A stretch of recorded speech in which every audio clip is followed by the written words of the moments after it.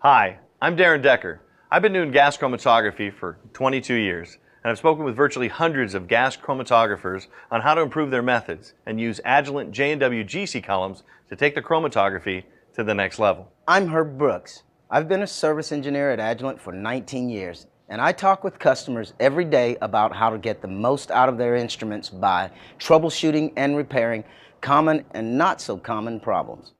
I'm sure you'll agree with me, Herb, that the key to good chromatography is in the columns and supplies that are used in the instrument. They definitely are important, for sure. But I'd have to emphasize the setup and maintenance of the instrument as being most important. Really? Well, we both know it takes all those things working together to get the best performance. What I find is often the case is that a chromatographer might think one thing is the issue when it's often a completely different issue that might be causing the poor result. It's complicated. It is complicated. So that's why we've decided to get together and go through some basic troubleshooting, both from the chromatography side and from the instrument maintenance side. The two are often very closely related. I'd like to break it down into 5 basic areas where the problem can arise: inlet, flow, column, detector, and electronics. And perhaps there is a 6th, sample prep. In other words, you're having problems not because of the instrument or the chromatography, but because somebody didn't prepare the sample correctly. And the instrument is actually telling you the truth. Something is wrong, but in this case, it isn't the instrument or the chromatography, it's the sample. But we're not going to go into sample prep today.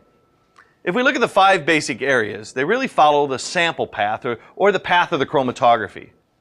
We go from the gas coming in the back, going through our injector and our inlet, through the column, over to our detector, and then ending up at our data system. If we think of those terms, help keep things related to what areas are coming in contact with the sample and in what order. In both of our experience, a very high number of problems associated with GC are going to be inlet related. There are just more things that don't go through a GC than do.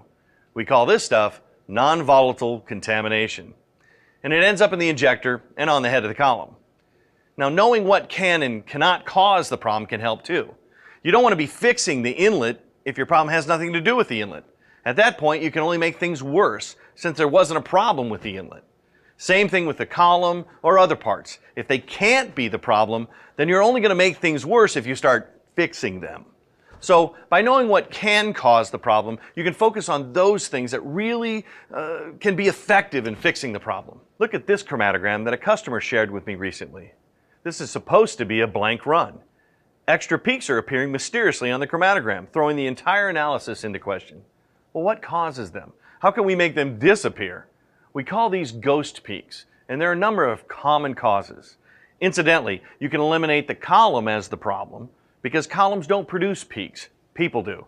Columns just don't decide, hey, I think I'll make benzene today, and voila, there's benzene. Look what I made. Peaks have to come from somewhere and get into the column. Columns just chromatograph peaks that are introduced into them. Here's what your basic chromatogram of air should look like. Now, here's the injection that our customer ran. As you can see, there's ghost peaks in his chromatogram. If you're getting ghost peaks but you didn't inject anything, it's not the column, it's something more than likely prior to the column introducing those peaks. Make sense? One of the first things you should consider if you're getting ghost peaks is the quality of your sample. Contaminants may be getting introduced with the sample. They're in the sample or they're in the solvent used with the sample. The solution? Get it out of the sample or the solvent. SPE, liquid-liquid extraction, etc. These are used to clean your sample, but if it wasn't there before and now you see it, perhaps the contaminant's in the glassware, the sample handling devices, or perhaps the solvent itself.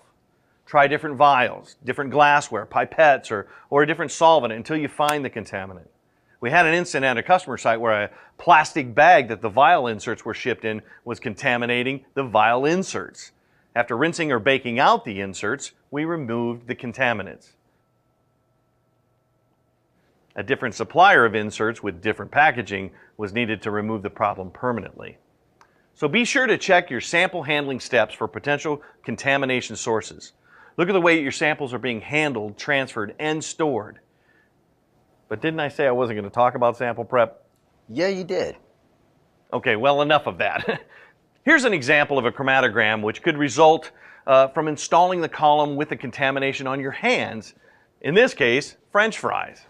They contaminated the inlet end of the column above the ferrule, and it got into the flow stream, collected on the column while it was at a low temperature, and then chromatographed off. Simply wiping the ends of the column with a lab wipe and some suitable solvent like methanol or acetone after handling the column will usually avoid this kind of problem. We should mention the gas cylinder too. I've noticed that many customers see this kind of issue right after they've changed the gas cylinder. You should always use high purity gases. You should always purge the gases when you replace the cylinder. Another good practice is to use a 3-stage cartridge filter which removes moisture, hydrocarbons, and oxygen. The filter also prevents the contaminants from entering into the system while you've got the gas lines disconnected. Okay, so you've checked your sample and your solvent and your gas line, and if you're still getting ghost peaks, the first place I'd recommend someone to look at is the inlet. There may be contamination in the inlet itself.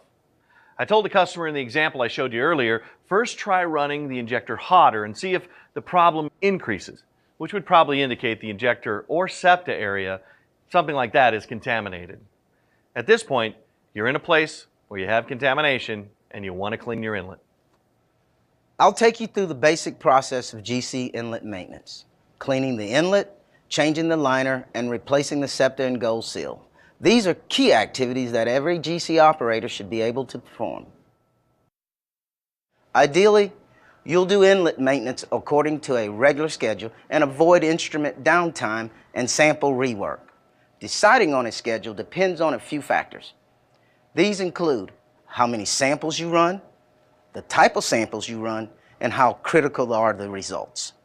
A QA lab that runs hundreds of relatively dirty samples a day might have a schedule for replacing the septum and liner daily, the gold sealed weekly, and the split vent trap every 3 months. In the other extreme, a lab running only a few clean samples a day might replace the septum weekly and the liner once a month. Whatever your schedule is, the consumables need to be replaced before they quit protecting your GC. Replace the septum before it has an air leak and damages your column. Replace the liner and gold seal before dirt builds up and that causes contamination peaks. Replace the split vent trap before dirt gets into the split vent valve or causes a shift in retention time or area counts. The starting point for any of the inlet maintenance procedure is to create a method that protects your GC column. Essentially, you want to cool the inlet and the oven and depressurize the inlet. First, let's create a copy of an analytical method for this instrument and change the name to include IM for inlet maintenance. Under the instrument parameters, let's set the oven temperature to about 40 degrees.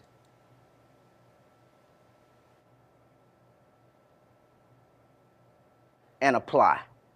And let's set the inlet temperature to off and the pressure to 0.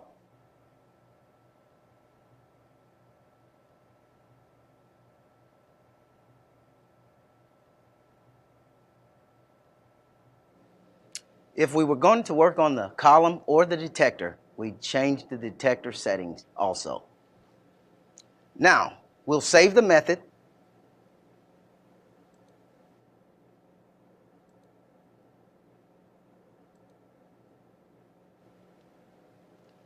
Next time we do inlet maintenance, we can simply load this method and wait until the GC comes ready.